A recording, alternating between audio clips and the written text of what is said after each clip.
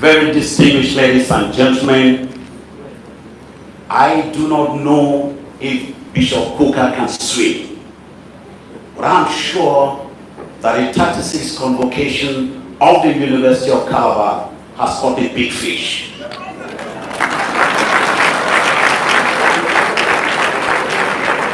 Papa is a priest, a teacher, a man of conscience, and a public intellectual. His Lordship Matthew Hassan Kukah, the Catholic Bishop of Sokoto, is an unrelenting advocate for justice, human rights, and development. He has had positive interventions in promoting respectful interfaith relations in Nigeria and the constructive management of our differences and diversity. With authority inspired by conviction, knowledge, erudition, spirit, and the goodness of God, Bishop Kukah has railed against injustice and the unfortunate instrumentalization or weaponization of religious and ethnic identities in Nigeria.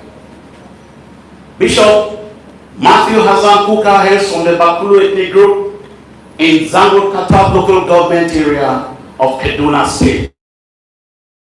Diversity in ethnicity and religion in Zango Katab and neighboring areas, with its attendant beauty and troubles, makes it a true reflection of the Nigerian mosaic, the background of our lecturers' upbringing.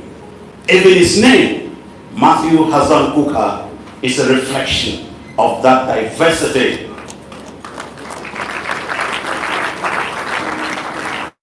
He was born in 1952, attended seminaries in Zaria and Jos, and was ordained a Catholic priest in 1976 at the age of 24.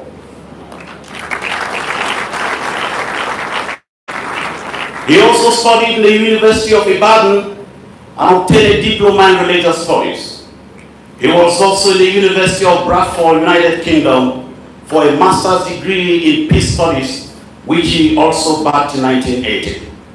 He was at the School of African and Oriental Studies, University of London, where he earned his PhD in 1990. Bishop Kukah was a senior Rhodes Fellow at St. Anthony's College, University of Oxford, and the Edward Mason Fellow at the School of Government, Harvard University.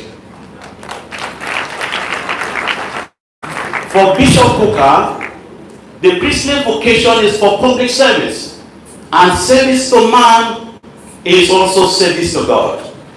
As Professor Chidi Odinkalo captures it, Kukah's altar serves as a platform, while the country is his congregation. Our lecturer was a member of the Nigerian Investigation Commission of Human Rights Violations, popularly known as the Okuta Commission. He was the secretary of the National Political Reform Conference in 2005 and a member of the committee, a member of the Nigeria Peace Committee, charged with the responsibility of mediating peace among candidates during elections. Bishop Kukah was appointed Bishop of Sokoto Catholic Diocese in 2011, a diocese in the heartland of Islam in northern Nigeria, covering Zamfara, Sokoto, and Kebbi states.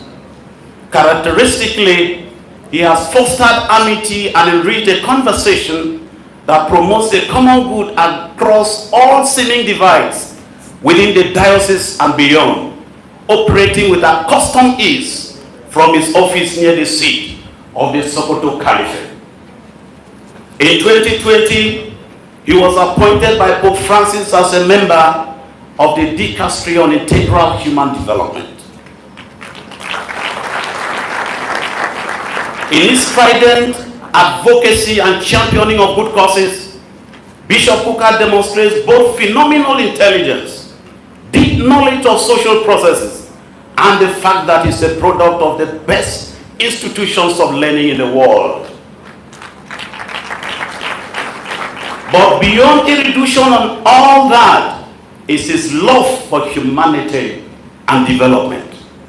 His ecumenical spirit, his conviction and courage to speak truth to power have forged for this Bishop of Nigeria a marriage with history and posterity that will ever be a shining example. Ladies and gentlemen, it is my privilege to present and invite you to join me in welcoming the 36th Convocation lecturer of the University of Calabar, the Bishop of Nigeria, and a messenger of God, His Lordship Matthew Hassan Kukah. Thank you.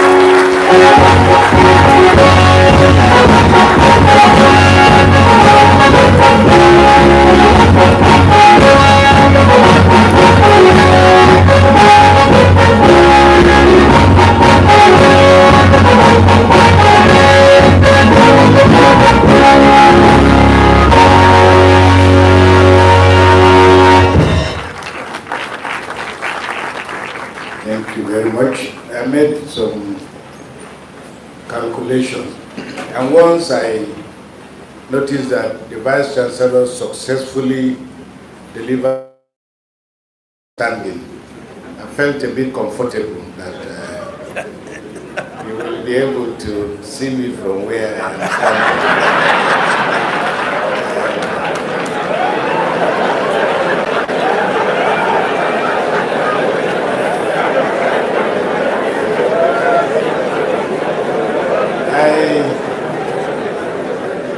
Bring you greetings from Sokoto, Excellency the Chairman, Madam Vice Chancellor, Lordships, distinguished lecturers, my dear students.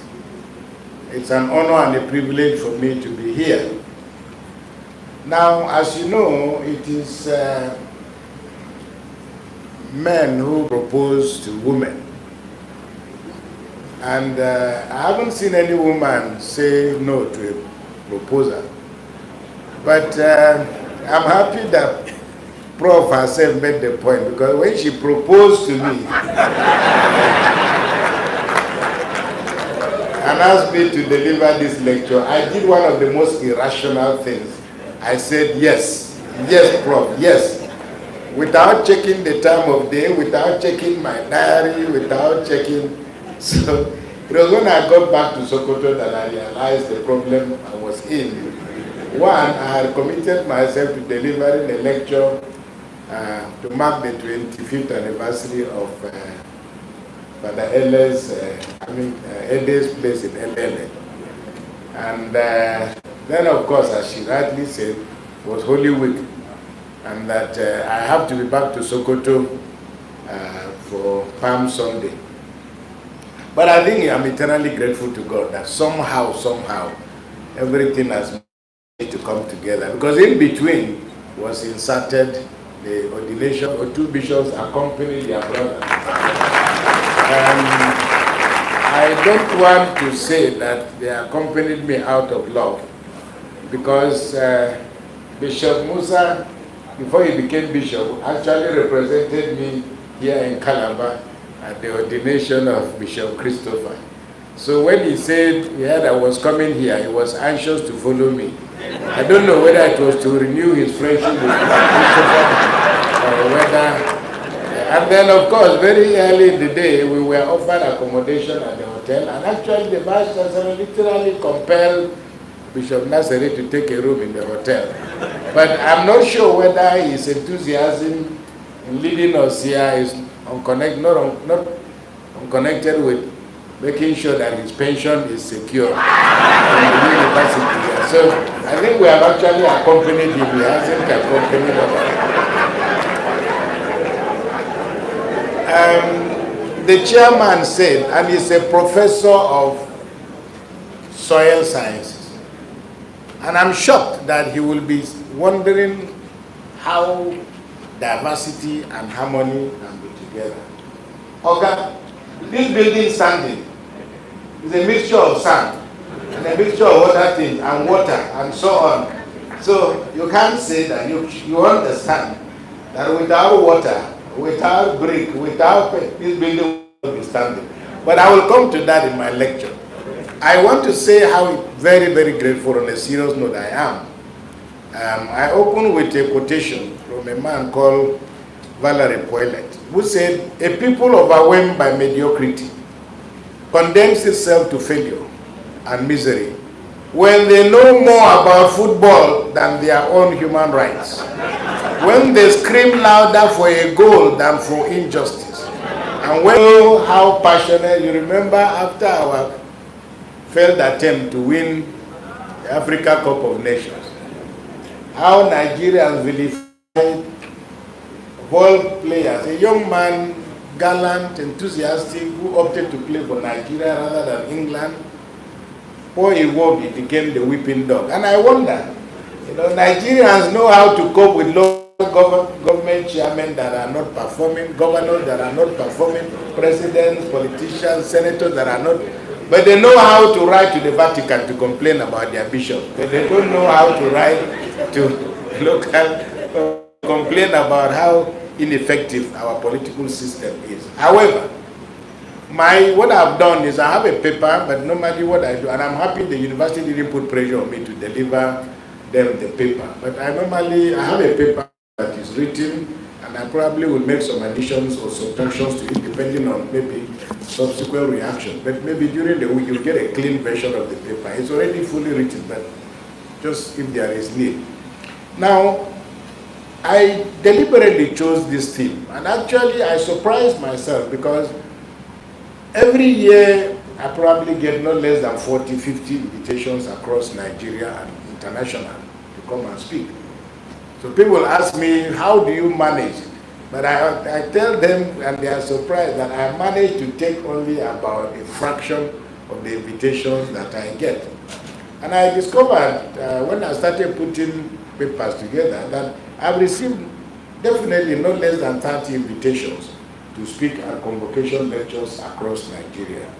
I put together a publication. No, this is not my CV. I'm not promoting myself. I'm just trying to put things in context. But what struck me was, I decided that I would put together some of my convocation lectures, and I chose 15, 14 or 15. And they've been published. They were published last year. Actually, I thought I would, because when I speak, I don't think about what I spoke at the other venue.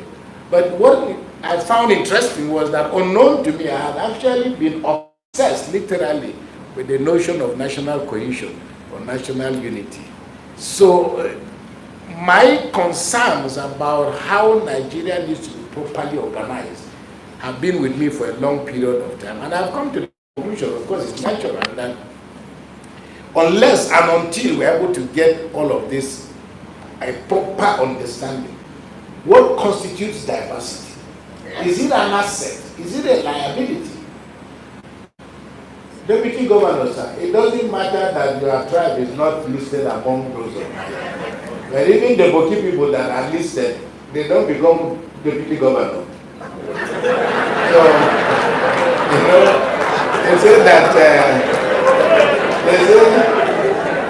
say that Sam Bakwe, Sam Bakwe, many of you remember, those of you I did, Sam Bakwe.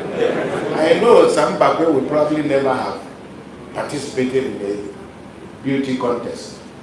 But one day he went to speak to the students at the University of Nigeria, Suka. It's anecdotal, but they said he looked at the students. He said, when I say Bakwe no fine, Bakwe no fine. You are far away fine, the governor.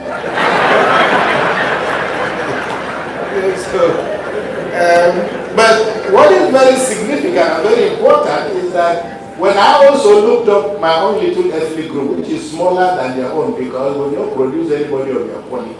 But when I discovered that mine was not included, I said, no, these people are not finished out. But good news for you, sir. The list has been updated. It's about 450 now. Go back and check. You might find your ethnic group. But now, beyond all this, it is also to say that I'm already speaking to my paper. Because it's also a wonderful account as to how this country is not progressing. Because, okay, imagine any of you now, you go home and just tell your wife, hey, please cook food, I'm expecting visitors tomorrow. Tomorrow is Sunday, cook food, cook food. And the wife said, okay, I'll cook food, but for how many people? Just cook. Some people are coming. I'm sure your wife will still insist. I need to have an idea. How many people are we cooking for? Just cook. I say my friends are coming. That means two things will happen. Because everything will never be right. Even if she obeys you and went out to cook, there will either be more food than people or less food than people. Or there will be food for adults but no food for children. So critical to our existence as a nation is our utter negligence to the whole question of who are we? The critical question, who are we? Americans are still asking that question. Germans, everybody, people are still asking, even the return of autocracy and authoritarianism across Europe and America suggests very clearly that assumptions that people had about who they are, identities are in constant mutations. The result is that those who were oppressed yesterday have now come to the table. So I made the point very well that I have a clip actually which I would have played, but it's the speech that Nnamdi Azikiwe delivered. Some of you must have seen it on the social media. Which he made all this appeal to Awolowo, he made appeal to Awolowo, to Sardauna, to Aminu Kano, to Sami Koko, to Okpara, everybody, let's unite. Because Nigerians and Africans were obsessed with unity. That we needed to unite so that we'll drive the British. I remember at independence, these young bishops were not born. But me, I carried, what shocked me about the discussion was our teacher tried to explain to us how these useless white people came and stole our resources, they destroyed our country. Now we are independent. I couldn't understand because the first white person I'd ever seen in my life was the Reverend Father, and he was a very good man. And the second person I'd ever seen, who was also a white person, was a Reverend Sister. And they treated me well. So where these terrible people, no idea in my innocent mind. But then what was even more dramatic was that they gave us small flags. I'd never seen a flag in my life. And told us that we are going to wave them tomorrow. And then the most beautiful part of it, they gave us cup. I'd never had a cup in my life. Not to talk about, we were drinking from Calabar in my village. I saw a cup, owned a cup for the first time. And I couldn't make out, why will celebrating horrible people be rewarded in this way? But as you know, the obsession of our people was that if only we became united, everything would be hunky-dory. Now, the rest, of course, is about the conversation of the future of Nigeria.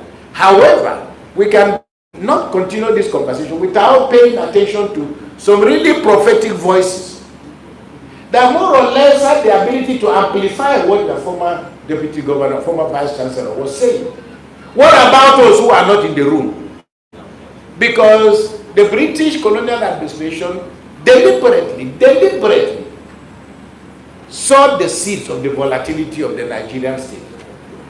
Under the Westminster parliamentary system, we had 3 regions, and finally the Midwest was created more or less. It was not necessarily because it made political sense. It was one way of punishing a section of Nigeria, which I will not name, or 2 sections of Nigeria.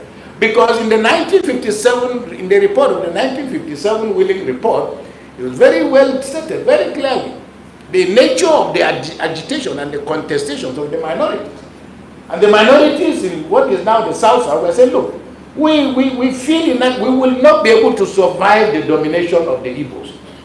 In the same way that the minorities in the Midwest were saying, we will not be able to survive the oppression of the Yorubas. We're already feeling it. And then if you came from the part of Nigeria like where I come from, in the Middle Belt, and you're even a Christian minority, we said, no, we will not, we are choking. And the report said very clearly, it articulated our fears, our anxiety, because the name of the commission was the commission set up to inquire into the fears of the minorities and to find ways to allay them. That was the title of the committee. They made the submission. Go back, I'm sure those of you who are doing political science 101, you probably have an idea of what I'm talking about. So you can check the record. It's there on Google. If you Google it, you'll find it, the Wheeling Commission report. You can see that some of the things that minority ethnic groups talked about 60 years later remain unresolved, especially if you come from the Middle Belt, as I said, and you are from the minorities and a Christian in northern Nigeria. Because all the fears we articulated, namely that, look, we had come under the jackboot of a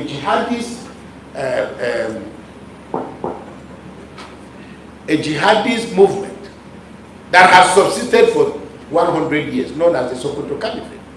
And it's very interesting that, you know, colonial historiography, the way the colonialists wrote history, is not the same with the way history. Thank God for people like Escotoyo, all your people who were here, all those great masters who did fantastic scholarship, to expose the fact that we really should not be talking about, because if you read British history, the British were saying, instead of, they talked about the pacification, okay? It was post-colonial scholarship that said, because the British said, we pacified this ethnic group because we came and met you already fighting with yourselves anyway, so we pacified you. And then Western, subsequent scholarship said, no, you conquered us.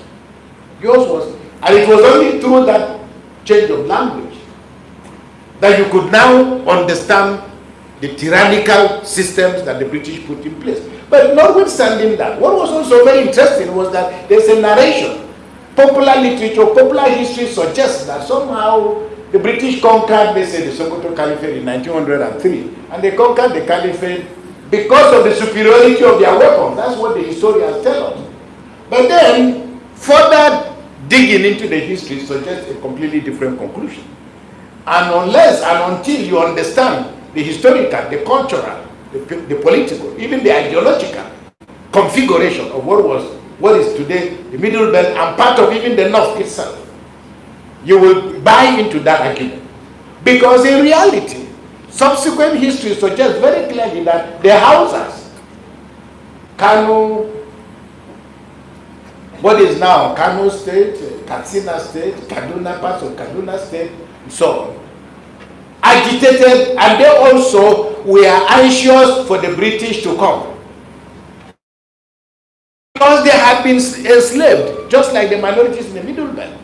They've been treated as, not treated as, they were slaves, enslaved by those who fought the jihad. And so, very interestingly, there are songs that are now available that were sung by Hausas. Father Bishop Gerard here is. The song said, I quoted it when I was doing my PhD thesis. It says something like, it's better if the English translation doesn't capture it well. That these people hearing news about the coming of the British now saw these people as liberators. And the waiting was so much that they composed a song that said, white people, why is it taking you so long to come? Are your horses chameleons? We've been waiting. And it was they were the ones who then gave directions. They were baggage carriers, they were soldiers, they were all kinds of things. They were the ones who helped the British get to where the Caliphate was. So, what am I saying? The point I'm making therefore is that Nigeria remains a work in progress, largely because we still do not have a clear sense of who we are. Now, Marxist scholarship, we did a very good job. We've been different shapes of scholars and continue to interpret what really are the issues. From the 70s to the 80s, the big debate was what is called the national question. And then in the 90s, 2000 and beyond, we've been talking about what is true federalism. We want true federalism. And now, Tinubu is in power. He was also the apostle of federalism. And we have now come to a point in which Nigerians are literally beginning to feel everybody wants to go their separate way because we are tired. Every group of Nigerians will tell you we are tired. We are exhausted. Because we are working and we cannot see the result. And what is the reason? So we are now even finding excuses. We become independent, yes, in the 60s, but our democracy is not working. We've changed systems. We were Westminster, we were a colonial state, then we became provinces and regions, and then subsequently, we then came under the military, and then after the military finished, and their own form of colonialism was worse than that of the colonial administration, because at least colonial administration left us a few very practical things, including universities, okay, including processing, including due process, including measurable changes in our life that we could see. Now, the military, of course, left us without a constitution, because constitutions were always the first casualties of military rule. They incapacitated our ability to make laws. The result is that most of what you now see as a culture of violence and toughness and anger and frustration is bred out of that culture. And before I end, I will say one or two things about where we are today. But of course, the result is that we are saying something must be wrong with us. Was it colonialism? We don't know. But again, in the last 20 years, Nigerians have been nostalgic. Some people saying, let the British even come back and take this thing. Probably. Oh yes, and it's happening in universities and musicians and so on and so forth. But then there are those who suggest that perhaps what is wrong is the nature of the system we are given to administer. They gave us democracy. Now you hear a lot of people saying there are traditional rulers here. We're saying, how does it, we Africans are communitarian, we Africans are family-oriented, we Africans cannot understand democracy. In our languages, we don't know the meaning of the word opposition. We are told there is something called loyal opposition, that is the opposition has got a reason to exist and must be taken as part and parcel of democracy. They also say this democracy is measured by multipartyism, that is, there must be a multiplicity of parties. And we are saying because of our ethnic configuration, the problems are that every ethnic group wants to have a party. We are giving that as an excuse. But there is no country in the world that surpasses the United States of America in terms of language, culture, diversity, everything. Even my language is spoken in America. It will be difficult to find any language in the world that is not spoken in America. It may not be spoken in Washington, but there are parts, it is difficult to find any part of America today, and you won't find. So if America has become the most powerful nation in the world, diversity cannot be an excuse. Secondly, if we say that somehow God made a mistake, that's why we have so many tongues. Well, Somalia has only one ethnic group. Who wants to go and live in Mali? All these who are doing Japan, don't they have, nobody has ever bought a ticket to go to Somalia. Somalia has only one ethnic group, but who wants to go and live in Somalia? For over 20-something years, Sudan was fighting. South Sudan said we want to be on our own. The Muslims say, okay, you people will go. They went. They have not slept in peace since they became independent 7 years ago. Today, as I'm talking to you, there are, at least BBC announced 2 days ago, there were over 18 million refugees in Sudan. So neither social cohesion, no cultural cohesion, no ethnic cohesion by themselves are sufficient as explanations for the volatility of a country. It is more the ability or inability to manage the diversity that opportunity creates. These are really the issues. So, for example, the Vice Chancellor is saying that we are celebrating 40 students with first class, over for and still counting, 400 or whatever with second class or PhDs, and we are still counting. We must be the most unserious of people in the world. Because in all of these numbers, remember, don't tell me, because we are all Christians, most of us here are baptized, confirmed, there are bishops here, there are priests here. Jesus left only 12 semi-illiterate people. Only one dropped off, only 11. And then to make matters worse, when Jesus was leading them, he said to them, take this gospel to the end of the world. And then he qualifies it by saying, in carrying this gospel to the end of the world, carry no hammers, don't carry money, don't carry sandals. Okay. If I had been an apostle, okay, you are going away. You never told us anything about the end of the world.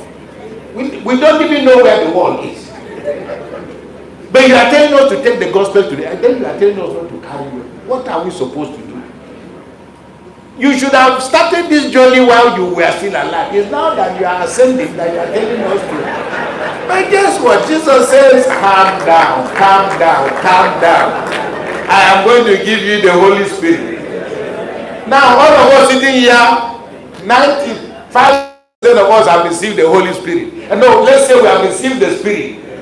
Now, whether it is holy, whether the result of this Spirit So we cannot be sitting here and finding excuses. I'm saying therefore that even within this hall, those 40 first class people can change Nigeria. Of course, you might say that we cannot change because they won't let us. That is the excuse for the lazy man. They won't let us. But the point I'm making is, rather than turning governance into an intellectual exercise, because if you notice now, academicians, you're lucky. Bro, you're lucky. And it feels that the best a professor can be in Nigeria is vice deputy governor. Okay? Yes. And they are no politicians.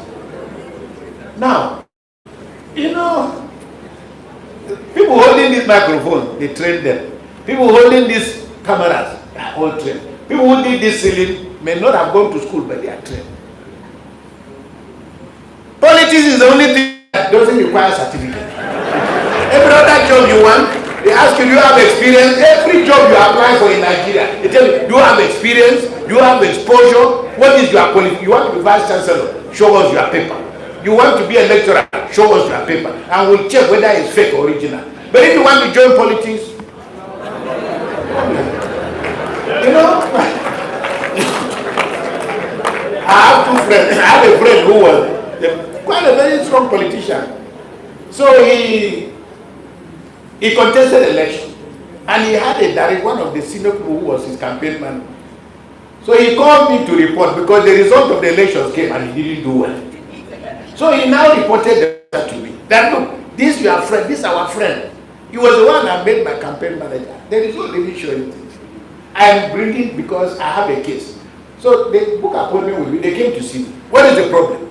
I gave this guy 5 million naira for a particular local government. The result, what I got there, didn't add up. He chopped my money. So they came to me. So what you told? He told me, okay, tell me your story. He told me his story. So they accused. I said, Oga, did this man give you money? Yes, sir. Yes, Bishop, give me money. How much? He's correct. Give me 5 million. He said that you didn't spend the money and that he wants to, he said, I want to see account, statement of account. So the man looked, the accused looked at me. He said, Bishop, they know they give receipt for politics now.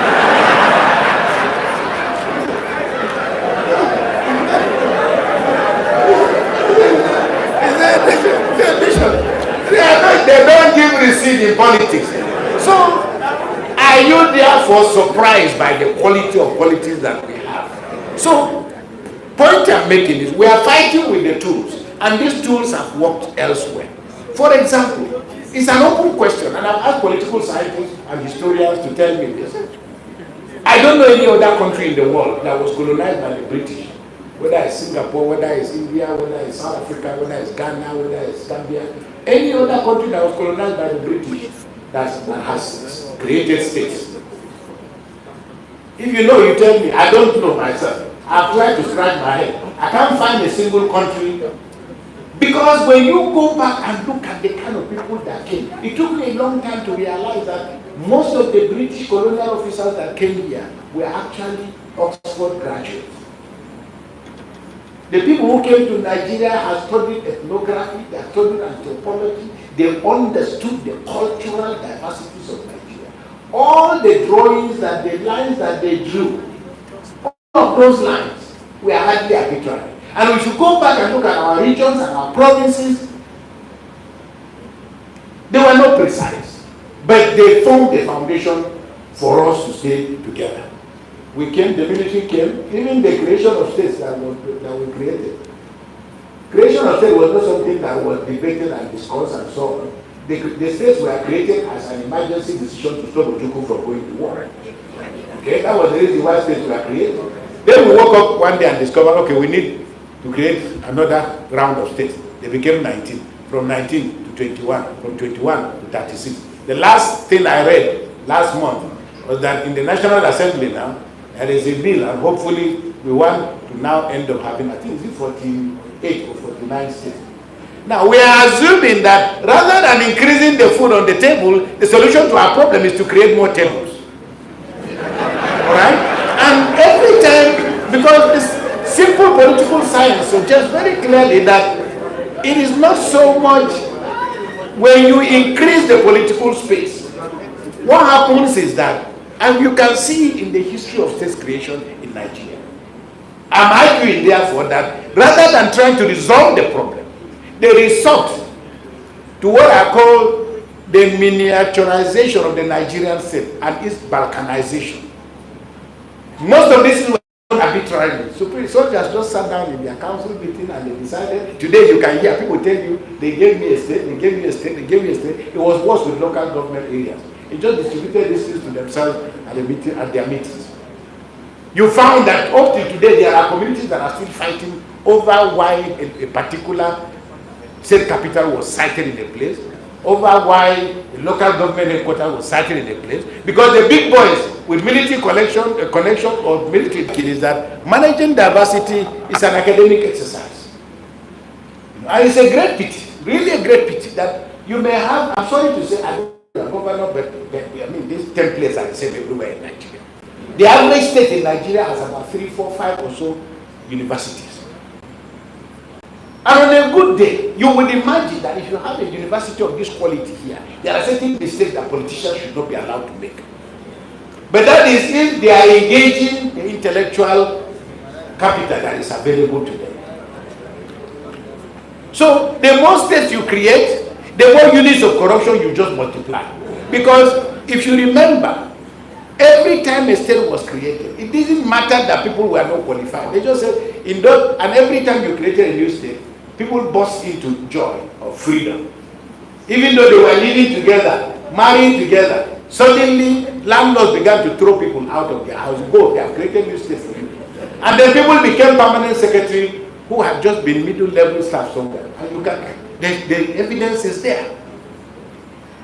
But I'm saying, therefore, that this delayed our sense of nationhood. Because as we are creating new states, creating new units of identity, we're also unsure whether we are running a democracy or we are running a semi-feudal system. Okay? Because in the same way, in many states, now somebody was telling us yesterday, one state in Anambra that has 800 traditional rulers or whatever.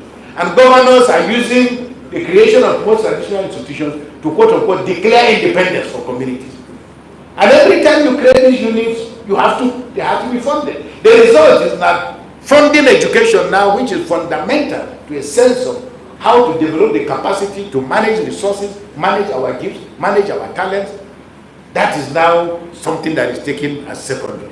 So, by way of trying to round up some of the stuff you can read in the paper, I want to come back to, by way of conclusion. You say, look, when I chose this team, I think what the Vice Chancellor said and what the former Vice Chancellor said already addressed you staff.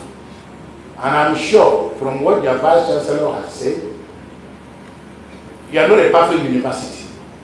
But evidently she has demonstrated a system of leadership that is sufficiently consultative. And the result is, so the results that you are finding are not contrived results. One of the terrible things that have happened, and I've spoken about it severally across this country, is that federal universities funded with federal funds have been turned into enclaves of ethnicity and ethnic politics. There are many universities today that the issue of where the Vice Chancellor will come from is not subjected to the rigor of intellectual qualification, that it is the turn of our tribe and we must produce a Vice Chancellor, whether you like it or not. Now, when you create leadership based on those kind of models, what you have is, I think, but we're chatting. He became Vice Chancellor and told the students, the young people in his village, if you want to come to university, come talk to me first. Show me your paper so I can help you choose the right course. He said one day, he was sitting down, a young man came, introduced himself, he said he's from the village. Okay, I want to enter university. He said, okay, which are they? Can I see your results? He said, no, sir, Vice Chancellor, I want the subject combination that can get me a job in custom. That's what I want. What's the kind of subject combination that can get me a job? And of course, like somebody told me about a young man, the man from his village became vice chancellor. A neighboring village became vice chancellor. So he went, knelt and I said, look, and the Igbos are constructively competitive. I like their competition because it engenders growth as long as it is properly managed. But they find that these people are two doctors and we are no doctor. We must do something about it. So this young man went because the other village had 3 doctors and they had nothing. So he now said he must be the first medical doctor in his village. So he went to the vice chancellor. The vice chancellor said, go to the register, let them check you out. So they checked the records. Said that they saw Igbo. He got credit in Igbo. Maths. He failed maths. The last other subject was, I think, geography. He got credit in geography. And then biology or something. That's about all he did. So the registrar said, this is not, it will be hard though.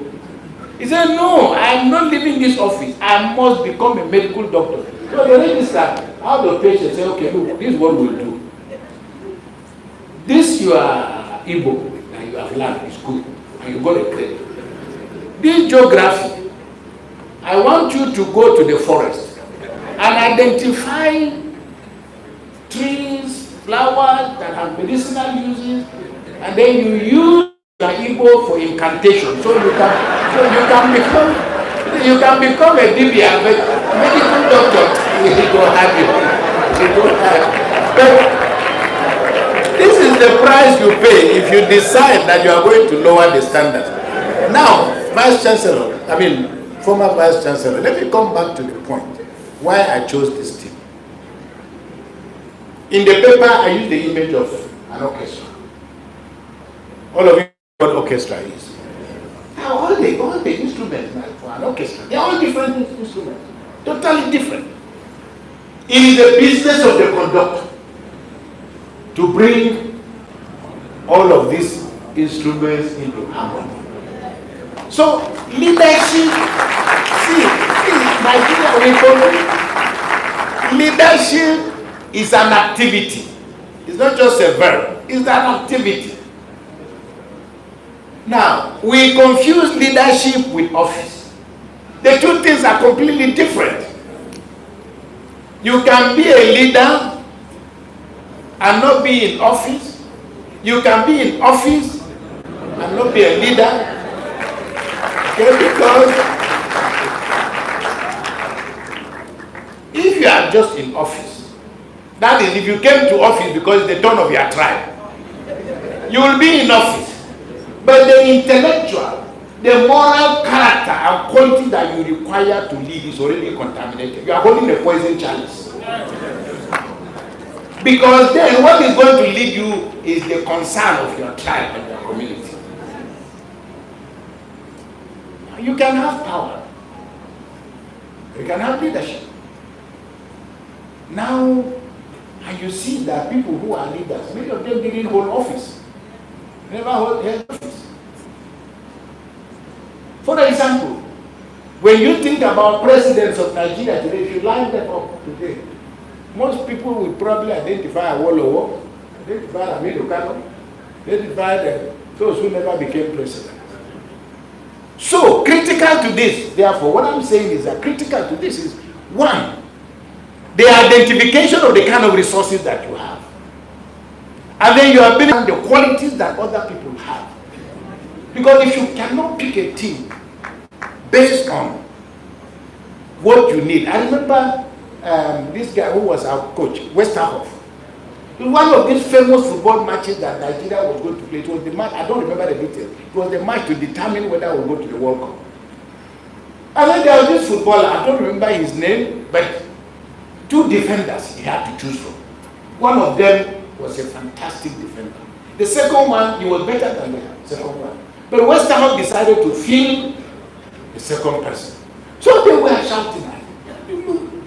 So later on, of course, Nigeria won. But when they interviewed Westerhoff, I never forget it. Westerhoff said, I had to choose between these two defenders. But they are not my concern. My concern was J.J. Okocha. Was my worry. He said, because When JJ begins to enjoy the game, I can't find him in the pitch. So he said, I needed a. He said, you see, I want a match in my local Nigerian match. And I was surprised. The coach changed the goalkeeper in the 87th minute, 3 minutes to the end of the game. The goalkeeper didn't show any sign of any injury. They took him out. It was only afterwards. The coach knew that the goalkeeper on the bench was a better penalty stopper. And he wanted the game to go into penalties. So, leadership is not about that you got a first class, therefore you know. No. Leadership is having the instincts, the sensitivity, and the ability of knowing the people who surround you. So you can tell when a man, when one of the staff is working for you, I mean, the man who their driver comes, and first of all, the man is walking slowly, and he's not cleaning the car the way he normally cleans the car. You don't say anything. And he enters the car. He's driving. You can see evidently the man is not concentrating. You don't ask him any question. Maybe that morning, the man doesn't have the courage to say to you, but at least you will hear it. So, a leader must be able to inspire. So, in the paper, I tried to explain the fact that managing diversity is fundamental. It's almost, I use the debate as I said, an orchestra. Let me end by asking a much more serious question. And I want to use the American experience to demonstrate the point that I'm going to make now. All of us here, it doesn't matter whether you are reading physics, whether you are reading chemistry, whether you are going whether you are studying to be a priest, all of us must fundamentally understand the promises that are in our Constitution.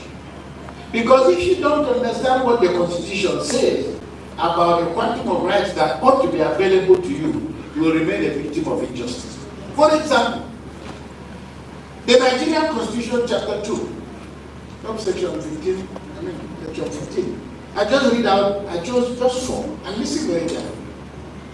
National integration shall be actively encouraged, while discrimination on the grounds of place of origin, sex, religion, status, ethnic or linguistic association, or ties shall be prohibited. 2. Intermarriage among persons from different places of origin or different religious, ethnic, and linguistic association ties is to be encouraged. 3.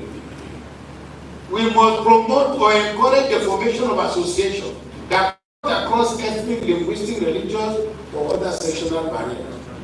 And then finally, the state shall foster a feeling of belonging. Now, many people think that I had something against Buhari when he was president. When you took all the key positions and gave to people of one locality, one faith. You therefore, by doing that, people began to feel it had nothing to do with the sacred religion of Islam. But people began to worry about the North and Northerners and Islam. When you manipulate these identities, if you are a person, Igbo person, if you use the opportunity of your position to privilege your own people, what you will do is you will put all the members of your ethnic group into the line of hostility. But people begin to hate them directly. When they will say, this is a new person, they don't come again. And yet we are not the representative of what they believe in. So when we see how much our constitution has been violated, the challenge for us is what are we to do? And here, by way of ending, I want to take you back very briefly to a speech that was delivered on the 28th of August 1963, the famous speech of Martin Luther King. I won't read the speech. But if you go back and read that speech, why did they have that event that took place on that day, 28th of August 1963? They chose the date very carefully. Because it was 100 years after the Gettysburg speech of Abraham Lincoln, in which Abraham Lincoln made a proposition that democracy shall be a government of the people for the people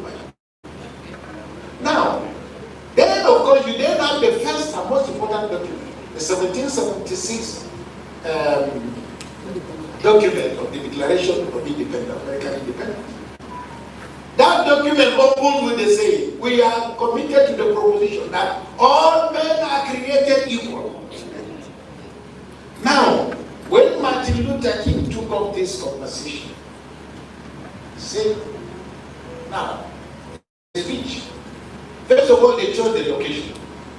I don't know how many of you have been to Washington, but if you know the Lincoln Memorial in Washington, where this, because there's a huge statue of Lincoln that has been there. It's almost like what you see in a Catholic environment, statue of our Blessed Lord. That's how Americans reverence the statue.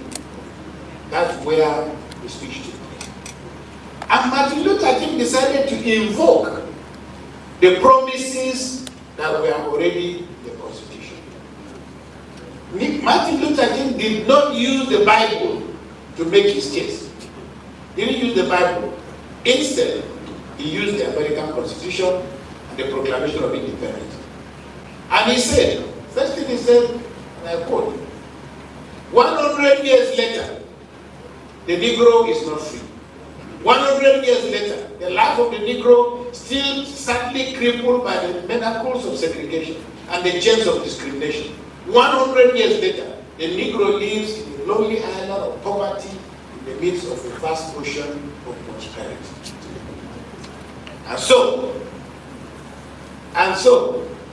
And as you know, the lawyer said, I will tell you, it's a criminal offense for you to issue a check and money not there from your account. It's a criminal offense.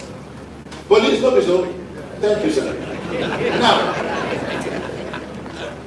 but Martin Luther King said, we have come here to cash the check that was given to us 100 years ago, 200 years ago in 1776, 100 years ago when the American Constitution was drafted and ratified. All right. Now we have come, after 200 years, we've got to cash a check. And he says, when the architects of our republic wrote the magnificent words of the Constitution and the Declaration of Independence, they were signing a promissory note. Yes, remember, checks in those days, it's a promise to pay on demand. When every American was to fall there, this note was a promise that all men, yes, black men as well as white men, would be guaranteed the unalienable rights of life, liberty, and the pursuit of happiness. The 1776 proclamation said that the American state exists to ensure that a space is created for people to be able to rightfully, gainfully struggle for a life of freedom, liberty, and the pursuit of happiness. What constitutes that happiness is not mentioned. However, and this is one of the great things, Americans will tell you this is a country where you can be anything you want to be. It may not be the case that maybe the revolving door revolves every 100 years, but you are told that there is the possibility that you can enter. How then do you survive in a country that tells you that because you are not ethnic, you are not a Libyan, you are not Igbo, you are not Hausa, you are not Yoruba, you are not Christian, you are not Muslim? A signboard that is cannot pass. Because that is what we have in our country. Where a signboard exists by those in power, directly or indirectly, telling you that you are left out precisely because you are a child of a lesser God. Martin Luther King said, no, this is not acceptable. All of us are entitled today.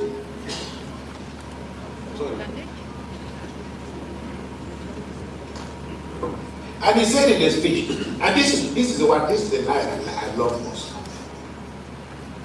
But people say to me, Bishop, you are a priest. Why shouldn't you just, why are you talking? You should not be sitting down in the church. Especially now that I'm bishop. I can just sit down, balance, my priest will be drinking. Yes, because every bishop is doing cathedraticum now. Okay? And cathedraticum is an opportunity for lay people to bring gifts to the bishop. So I can just sit down and collect all these gifts if I eat, I sleep, I read. I'm not answerable to anybody. Even if you report me to Pope, it's not. And people say to me, why are you risking your life? Why are you risking your life? I hear a lot of people say, they call me, you are in Sokoto, how are you so, how are you still talking? How are you in Sokoto? And I said, look, you know, if you really become, if you are really a Catholic priest, you lose your innocence. Some of the people, some of the most the good people, they'll be sons of the church. By the Jesuits. Jerry Rollins was trained by the Jesuits. One day when we met Jerry Rollins in Ghana, Jerry said, you know, the problem with the Catholic Church is I grew up a good Catholic boy, but I became too angry. And the Catholic Church has already made me believe that if I kill a cockroach, God didn't give me that permission. Then Rollins said, I wanted to now kill people because they have done bad. So I had to suspend my being Catholic first. And of course, every time we suspend moral certain beliefs because they are too difficult, that allows us to do other things. But people say to me, why do you continue to talk? And I said, because look, the Catholic Church has given me the best education I could ever have imagined. And if you come from the kind of village I come from, believe me, I tell you and I promise you, if you come to my village, you will do what thousands of other people have always done, which is they come and they say, with all the names we are here, is it the kind of village you come from? The only sign of federal presence that was registered in my village was when one of our boys died in the army. They brought his dead body. And I mean, they brought some of his things. That was because federal government vehicle, the military vehicle was federal government. That was the first time we saw federal presence. So, all of the things you people are taking for granted here, we will never even enter 20th century. And it's not because we have not gotten the education.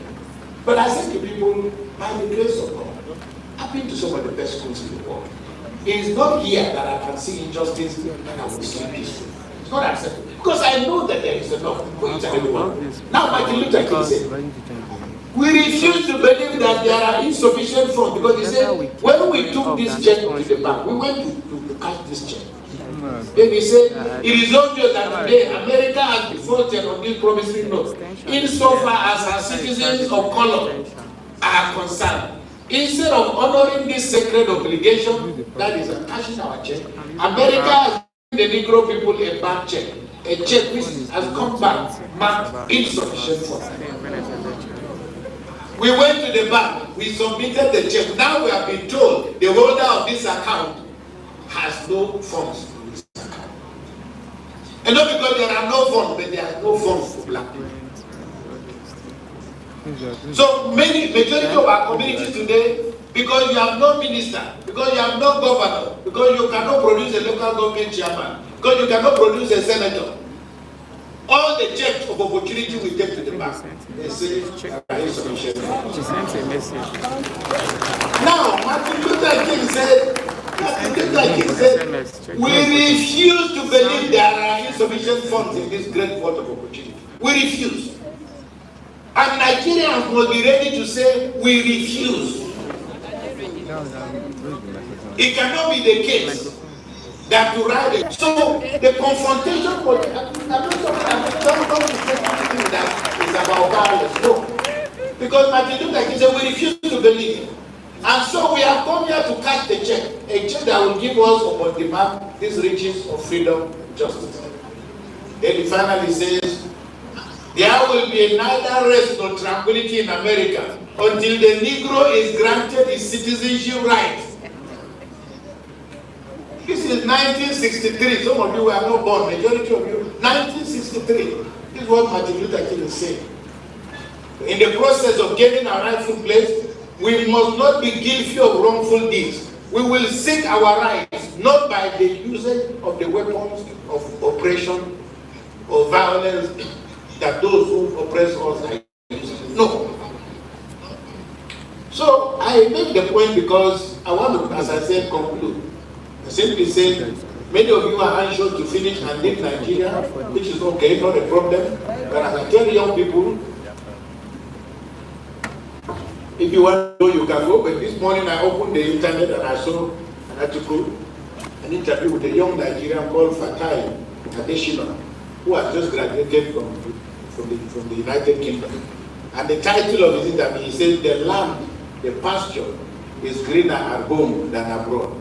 That, yes, quote me, you can go back and check. Say the land, the pasture is greener in Nigeria than abroad. The only thing is that not everybody will go abroad is enjoying it. The only thing is that those are people who went to Lagos. You go and you are too ashamed to say you haven't achieved anything. There's a young man, I don't have too much time. There's a young man, my driver, when I was in Lagos, Secretary General, one of my drivers came to me. Because when I became Secretary General, they used to, I said nobody will ride motorcycle again, you have to use a car to go to the embassies to collect visa. So we bought an old second-hand Peugeot 504. So my driver, Obina, came to me. That day he came and left down. It was on the 19th of December. I just finished celebrating my Priestly Ordination anniversary. So after mass, he came and knelt down. I said, Bishop, please. I mean, Father, please, I'm begging. I need a favor. I said, no, don't talk to me, kneel down, stand up. He said, no, I don't want to stand up. I said, then I won't talk to you. So he got up. He said, this motor, I beg, make I just carry and go. I want to live here on the 23rd. I'll be back on the 26th with the motor. I said, this motor cannot reach, where are you from? He said, I'm from Anambra. This motor cannot, he said, it will reach, Father. That means the driver, he will reach. So I said, but what, because there were 4 drivers. I said, what about that driver? He said, Father, I'm not going to tell anybody. When they reach, I will just carry them quiet. Then I couldn't understand. I insisted, I said, so what do you want? You want to? I can pay your transport money if you have a problem. He said, Father, you don't understand. I said, no, I will pay for your going and coming. But he said, no. Then he said to me, see, make I tell you, for my town, where I come. But I carry people to go home. When I enter house, I go back up from outside our house. Then the neighbors will look like, say, hoping I don't come. Then he said, I know the place where our papa they put in my wife. That means I go wait. I go carry her for water. Go put her for the place where they drink their tombolico. Then in friend, I will wait until his friends are all gathered. He will come late. And his friend will see what Obina has brought his father. He said, the next day after Christmas is our market day. I'll carry my mother to the market. We go just drive like this. Then I go back. Then she go come out for motor. Other women go they look at Obina, Mama, Obina don't buy motor. But next day I'm in Lagos. So the point is all of us want to succeed. All of us want to succeed. And you know there is always a sense of righteousness, even for the criminal. Yes, because when systems are not working, many of you have heard this story. Samara, the man who was driving home, beautiful suit. You see why you must like this man. He's away from his mic. So then he was driving a Mercedes Benz. Armed robbers stopped him. Listen. They said, come on, bring money. I don't have money. What do you mean, this kind of suit? And you're driving Mercedes Benz. So they told him to stand aside. They checked the car, opened the bag. Did DJ did what? Then they asked him to come. Money day. Bring your coat. They took the coat. Don't no money. Come on your shirt. Come on your shirt. No money. They look in shoe. They say, come on your shirt. Come on shoe. No money. So why didn't you have a socks? Maybe you very money. Come on socks. No money. They will only trousers. They pull that down. So they can't pull down his trousers. He was there with only boxers. Why You mean you don't have money? How many hours has this program I been don't that your have. phone is down?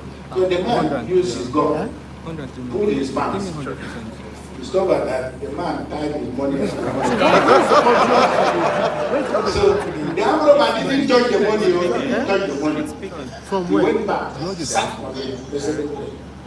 From here. So that's what we're talking about. People like you are making it difficult for Nigeria to progress. To tell the truth is a problem. Ask you to get money, say nothing.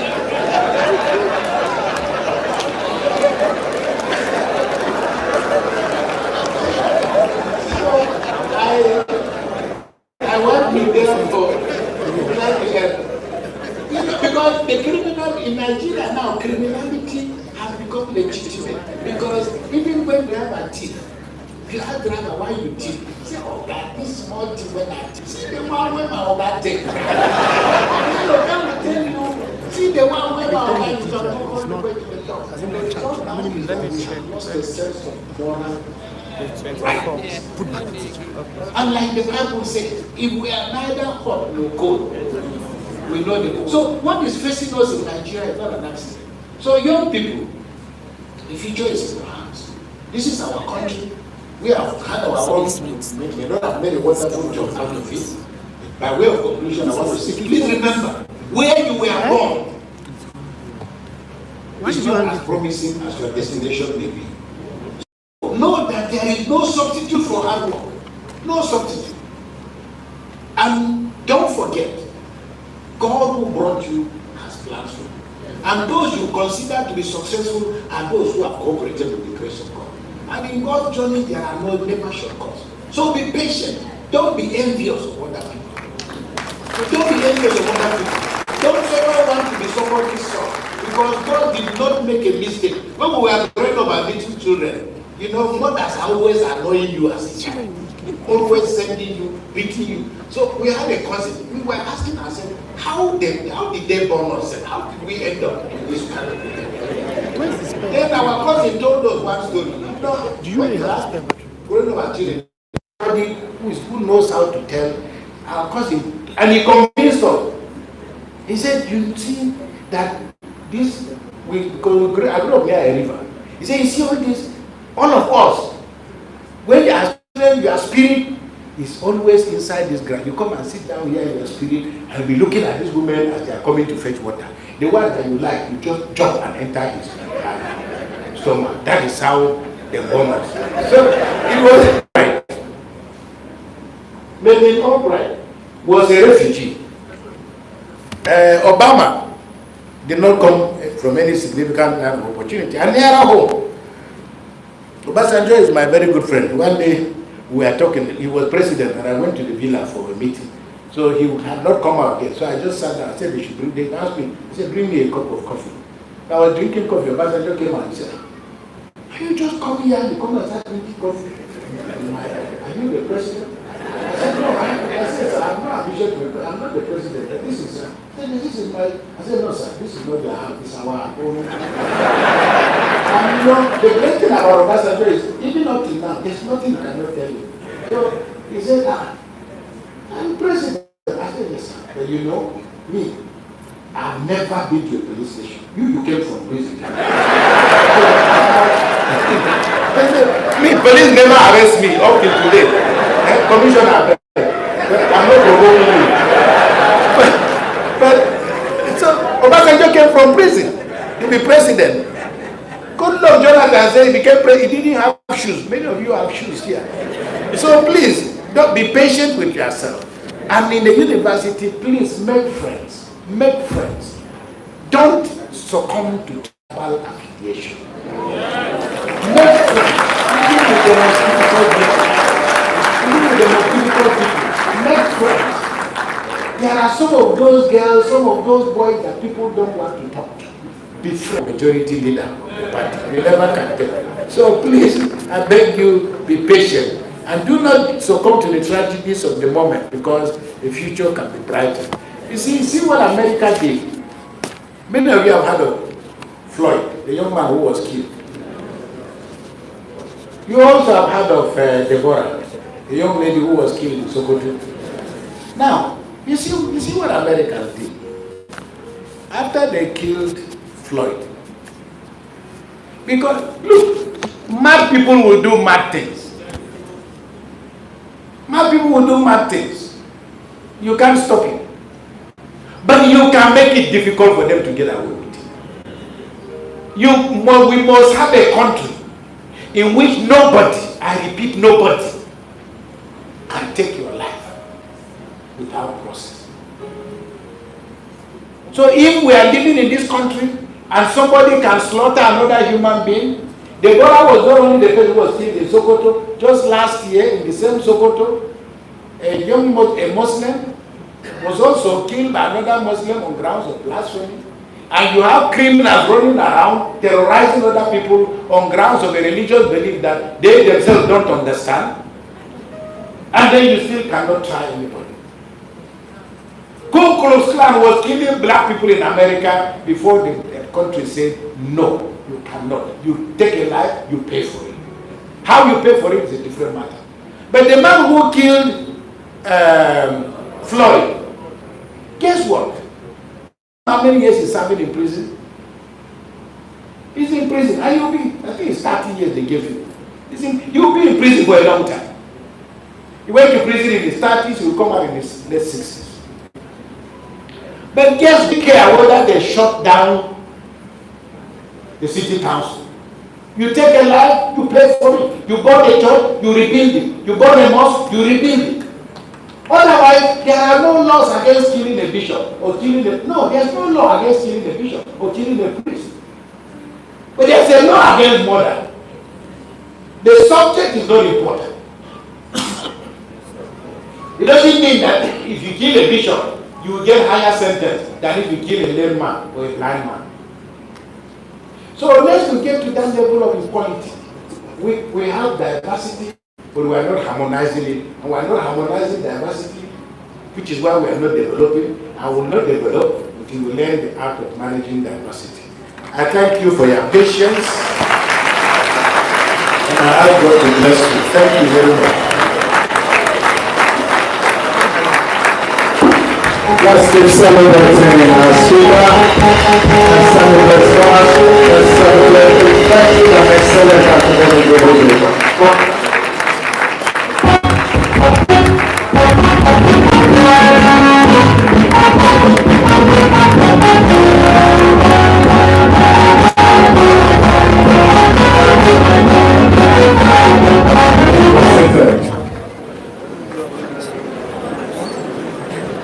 I think for a long time, we've not been this excited, thrilled, and carried along. Please, another round of applause.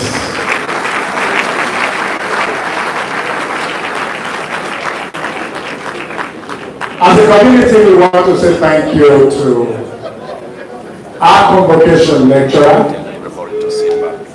Please, can we get seated, please? I appeal to you, please, can we be seated? Let there be some form of order. As I request the Vice Chancellor to please come up for this exercise.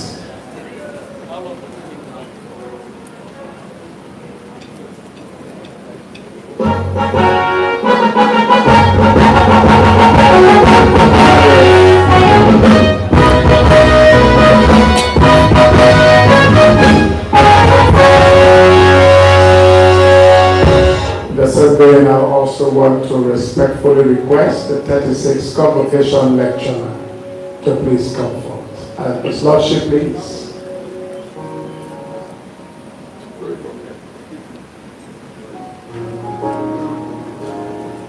It's time for presentation of memento. The Vice Chancellor will handle this task.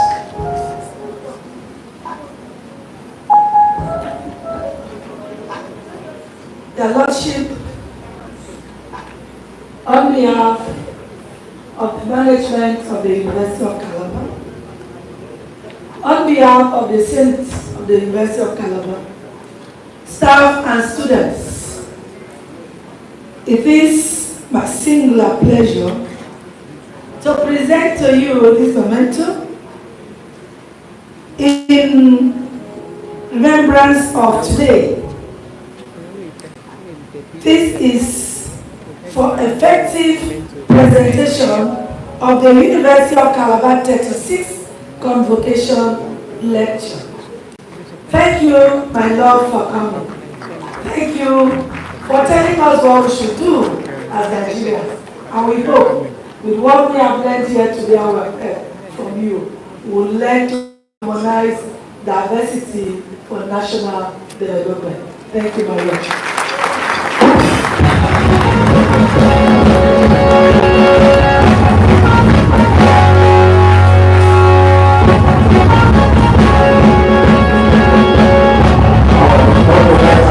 Don't worry, let's come back, please, so we get more. His friends wants to join in at the shops.